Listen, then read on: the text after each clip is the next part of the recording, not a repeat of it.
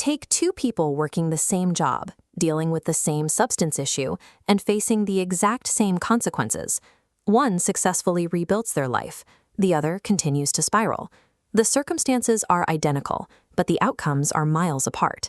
In the late 1970s, researchers James Prochaska and Carlo Di Clemente set out to explain this gap. They analyzed over 300 different theories of psychotherapy, looking for the underlying patterns that actually drive human behavior. They found that changing a deeply ingrained habit is never a single spontaneous event. It is a highly structured, measurable process with distinct, identifiable stages. But society holds on to a misconception that routinely derails recovery efforts. We expect people to move through these stages in a perfect, unbroken line. Treating a complex, repeating cycle as a simple one-way street sets people up to fail. Correctly mapping your true position in this process changes the exact type of help that will be useful to you in this moment. Stage 1 is pre-contemplation. People here are often labeled not ready, but that dismisses the psychology at play.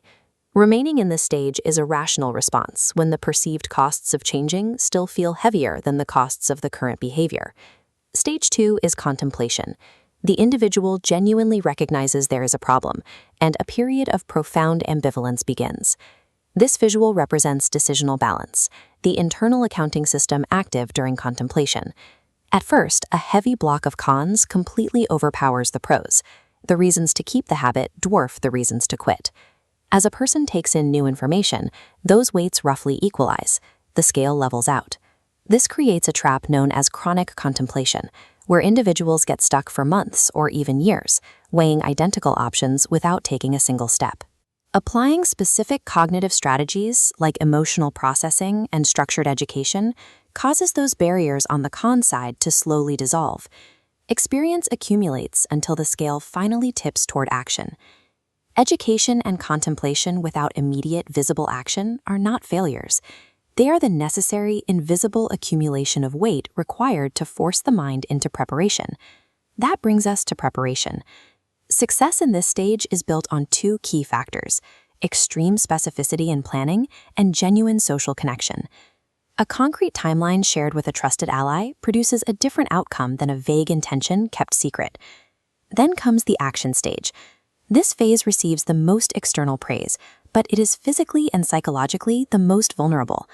The substance use has stopped, but the neural pathways built around it are still highly active. This line graph plots self-efficacy, a person's confidence in their ability to maintain new behaviors under immense pressure. Notice the flat line in the warning zone before action. Confidence only starts climbing after the action initiates. Confidence is a byproduct of doing the work, generated by accumulating evidence of success, rather than a prerequisite for starting. Waiting to feel ready guarantees stagnation. The physical act of moving forward is what actually manufactures the confidence needed to survive intense cravings. Roughly 6 months in, the individual enters maintenance.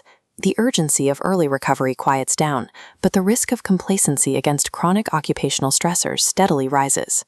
Early iterations of this framework pictured these stages as a staircase, a clean walk from pre-contemplation up to maintenance.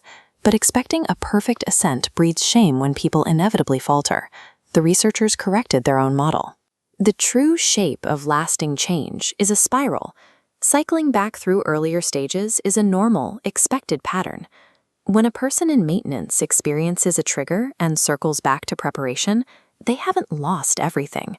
They are simply at a new altitude on the spiral, carrying vital data from their previous attempt. The ultimate goal is not a mythical state where triggers no longer exist. It is the sustainable capacity to encounter a trigger and move through the cycle without returning to use. Think back to Marcus from our previous module. He sits precisely in the contemplation stage. He knows his drinking has crossed a line, but he is still weighing the high professional and social costs of addressing it. This framework connects directly to the DOT return to duty process. The initial evaluation by a substance abuse professional is not a judgment on Marcus's character. It is a diagnostic tool used to pinpoint his exact location on the spiral. Applying action-based strategies to an employee who is still in contemplation stalls progress.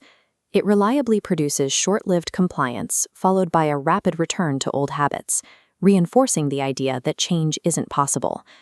This alters how we should view the DOT follow-up testing program, the requirement of at least 6 unannounced tests in 12 months. It is easy to view this as pure surveillance. In reality, this testing matrix is a vital external accountability structure. It braces the fragile action and early maintenance stages, providing concrete consequences when internal motivation wildly fluctuates.